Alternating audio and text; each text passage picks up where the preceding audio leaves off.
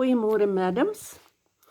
Die son skyn, so dis seker oggend, Woensdag die 10de November 2021. Siddharta nommer 54. By the river. That's the title of this next chapter. Siddharta wandered into the forest, already far from the town, and knew only one thing, that he could not go back, that the life he had lived for many, many years was past, tasted and drained to a degree of nausea. The songbird was dead. Its death, which he had dreamt about, was the bird in his own heart. He was deeply entangled in samsara. He had drawn nausea and death to himself from all sides. Like a sponge that absorbs water until it is full.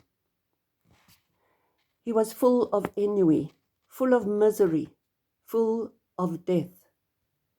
There was nothing left in the world that could attract him, that could give him pleasure and solace.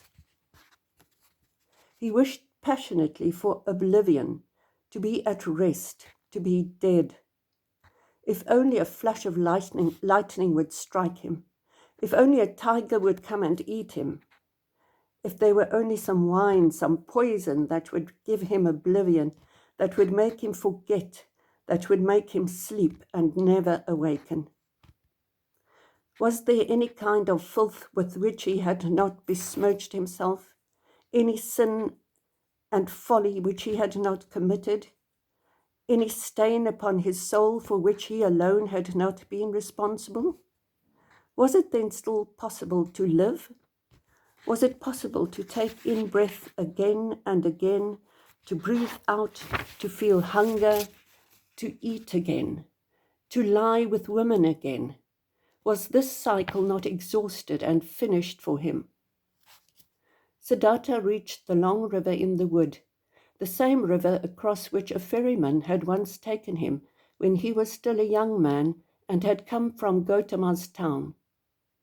He stopped at this river and stood hesitatingly on the bank. Fatigue and hunger had weakened him. Why should he go any further? Where and for what purpose? There was no more purpose. There was nothing more than a deep, painful longing to shake off this whole confused dream, to spit out this stale wine, to make an end of this bitter, painful life.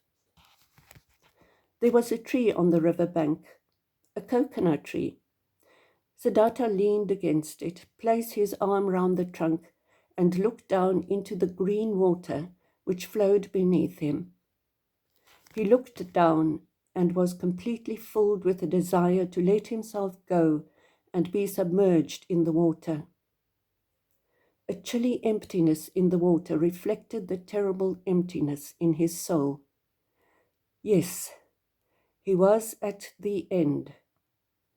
There was nothing more for him but to efface himself, to destroy the unsuccessful structure of his life, to throw it away, mocked at by the gods.